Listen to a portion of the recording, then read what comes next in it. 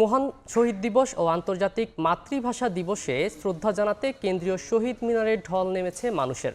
সর্বস্তরের মানুষের শ্রদ্ধা নিবেদনের খবর জানাতে যুক্ত হচ্ছেন সহকর্মী ফারুক ভূঁইয়া রবিন ও ফারজানা আলম লিনা। শুরুতেই যাচ্ছি ফারুক ভূঁইয়া রবিনের কাছে। হাজার যুগের সূর্যতাপে জ্বলবে এমন লাল যে, সেই লোহিতে লাল হয়েছে কৃষ্ণচূড়ার ডাল যে।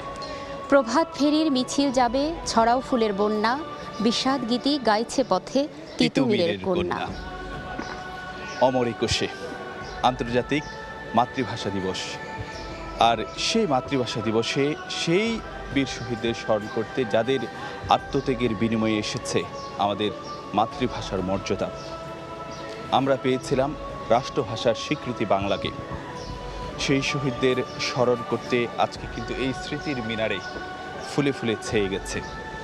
আমরা দাঁড়িয়ে আছি প্রতি বছরের মতোই যেই আনুষ্ঠানিকভাবে দিনটিকে উদযাপন করা হয়, যথাযোগ্য মর্যাদার সাথে শহীদদের মর্যাদা প্রদান করা হয় এবং ভাষার যে স্বীকৃতি সেই স্বীকৃতি দেয়া হয়। তো সেই দিনে কিন্তু আমরা এখানে দাঁড়িয়ে আছি এবং একটু বলতে চাই যে এবারও কিন্তু একেবারে যে আনুষ্ঠানিকতাটা শুরু হয়ে গেছে সেটি রাত ১২টায় মহামান্য রাষ্ট্রপতি শাহাবুদ্দিন এবং অন্তর্বর্তী সরকারের প্রধান উপদেষ্টা ডক্টর মোহাম্মদ ইউনূস তাদের শ্রদ্ধা নিবেদনের মাধ্যমে আজকের যে আনুষ্ঠানিকতা সেটি কিন্তু শুরু করে দিয়েছেন। হ্যাঁ, তারপরে আমরা যখন রাষ্ট্রপতি এবং প্রধান উপদেষ্টা তারা যখন ২১-এর প্রথম প্রহরে শ্রদ্ধা নিবেদন করেছিলেন, তারপরে কিন্তু যে একে একে বাংলাদেশের প্রধান বিচারপতি, উপদেষ্টা পরিষদের সদস্য, বিভিন্ন কূটনীতিকরা, তিন বাহিনী প্রধান সহ বিভিন্ন বরেণ্য ব্যক্তিরা এবং বিভিন্ন সামাজিক রাজনৈতিক সংগঠনের পক্ষ থেকে কেন্দ্রীয় শহীদ মিনারে ফুলেল শ্রদ্ধা নিবেদন করা হয়েছিল এবং আমরা কিন্তু দেখতে পেয়েছি এখন এই শহীদ মিনার সেটি কিন্তু ফুলে ফুলে ছেয়ে গেছে এবং এই প্রভাত ফেরিতে যোগ দিতেও কিন্তু যে মানুষজন আসতে শুরু করেছেন এবং মানুষের আনাগোনা কিন্তু আবারও বাড়তে শুরু করেছে এবং যেটি ধারণা করা যায় যে এই আনাগোনা কিন্তু আরও বাড়তে থাকবে। এবং রবিন, আপনার কথার রেশ ধরেই একটু বলতে চাই যে বিভিন্ন রাজনৈতিক দল দেশের যারা আছেন তারা যেমন শ্রদ্ধা নিবেদন করেছেন, পাশাপাশি কিন্তু কিছু পরিবার তাদের পারিবারিকভাবে ব্যক্তিগতভাবে এসেছেন, তাদের পরিবারের সদস্যদেরকে নিয়েও কিছু কিছু মানুষ এসেছেন এবং এই যে ধারাবাহিকতাটা এটা কিন্তু আমাদের সংস্কৃতির একটা অংশ, যেটা প্রতি বছরই হয়, যে একেবারে শিশুদের থেকে শুরু করে এই সংস্কৃতির যে চেতনা, বাঙালির যে ধারক বাহক করার যে একটা প্রেরণা, সেটি কিন্তু সেই শিশু বয়স থেকে একটা শিশুর মধ্যে উজ্জীবিত করে দেওয়া হয় এবং পরিবারের বড় সদস্যরাই সেটা করে থাকেন। না লিনা, আমরা তো এখানে যারা আসছেন শ্রদ্ধা নিবেদন করতে তাদের সঙ্গে কিন্তু আমরা এবং আমাদের অন্য অন্য সহকর্মীরাও কিন্তু যে কথা বলছিলেন, তো সেখানে কিন্তু সবার মধ্যে একটি অভিন্ন যে কথাটি এসেছে, এই ২১ কিন্তু আমাদেরকে নানানভাবে শক্তি জুগিয়েছে এবং আমাদের এই যে জাতিরাষ্ট্রের পথ চলার ক্ষেত্রে একটি শক্ত ভিত্তি রচনা করে দিয়েছিল ১৯৫২ সালের এই ২১শে ফেব্রুয়ারি।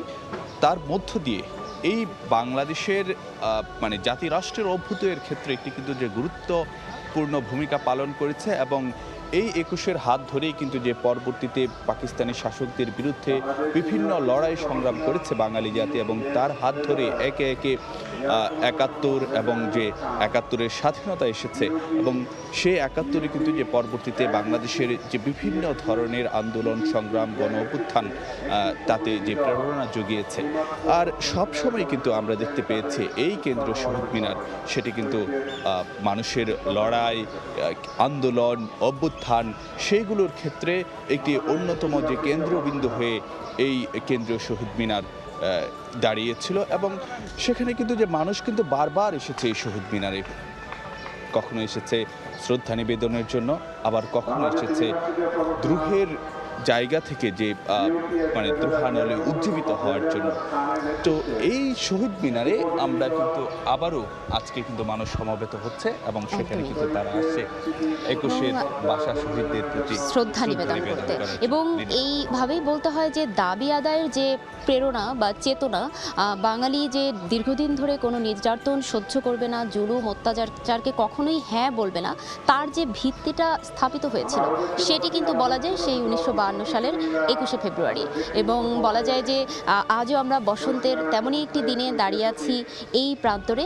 এবং আজ থেকে অনেকগুলো বসন্ত আগে কিন্তু আমরা সেই ভাষার যে মর্যাদা স্থাপন করা, তার জন্য যে প্রাণ দেয়া, রক্তে রঞ্জিত হবার ইতিহাস, সেটি স্থাপিত হয়েছিল সেই 1952 সালে।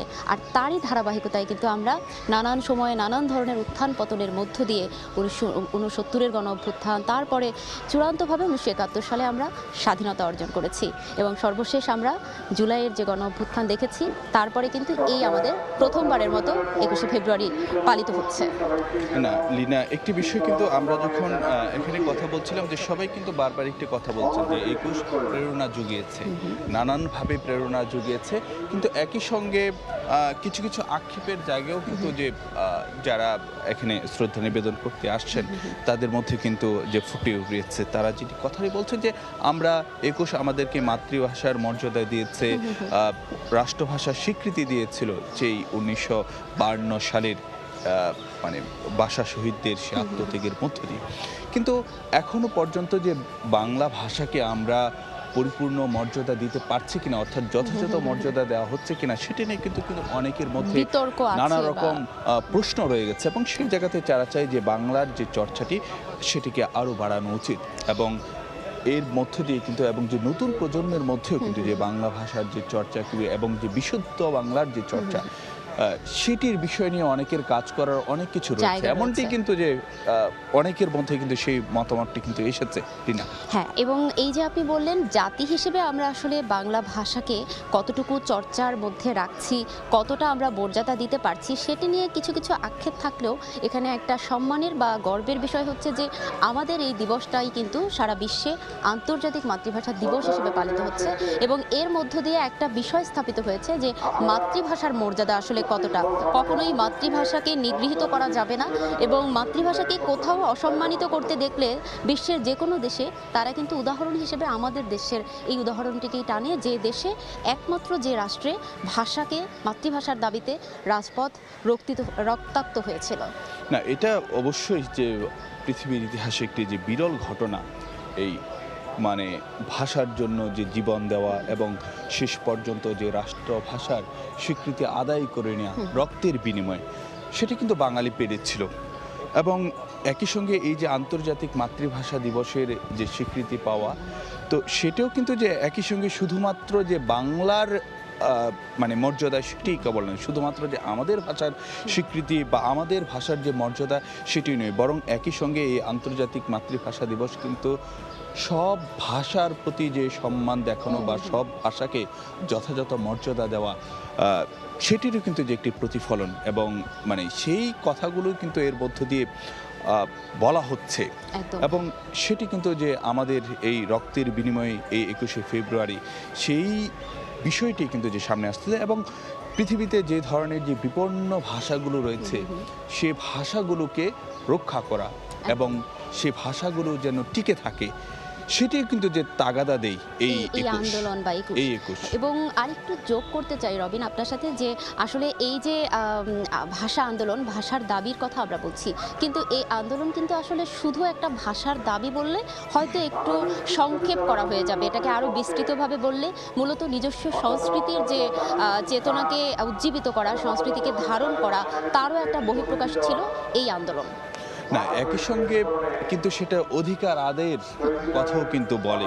একদমই রাজনৈতিক অধিকার, অর্থনৈতিক অধিকার, সামাজিক এমনকি পোশাকের অধিকার, সবকিছু কিন্তু স্থাপিত হওয়ার একটা ভিত্তি স্থাপন বলা যায় এই 1952 সালের 21শে ফেব্রুয়ারির আন্দোলন। না, সেই অধিকার যে এইসব অধিকারগুলো যে এর ক্ষেত্রে যে একটি ভূমিকা রেখেছে, পরবর্তীতে কিন্তু যে পাকিস্তান আমলে বিভিন্ন লড়াই সংগ্রাম কিন্তু আন্দোলনের ক্ষেত্রে এটি কিন্তু দেখা গিয়েছিল। অর্থাৎ এই 21শে কিন্তু এখানে একটি বড় ধরনের একটি ভূমিকা পালন করেছিল। এবং এই যে মানে এই অঞ্চলের মানুষের মধ্যে যে মানে জাতীয়তাবাদের যে বিকাশ, তার ক্ষেত্রে কিন্তু এই 21 এটি কিন্তু যে গুরুত্বপূর্ণ ভূমিকা রেখেছিল। এবং তার হাত ধরেই কিন্তু এখানকার মানুষ যে তারা অধিকার সচেতন হওয়ার ক্ষেত্রে বা তারা যে একটু অধিকার সচেতন, সেটি কিন্তু একটি বড় একটি প্রমাণ হিসেবে কাজ করেছিল বা বড় একটি প্রমাণ 21 এবং 1952 সালের যে আত্মত্যাগ।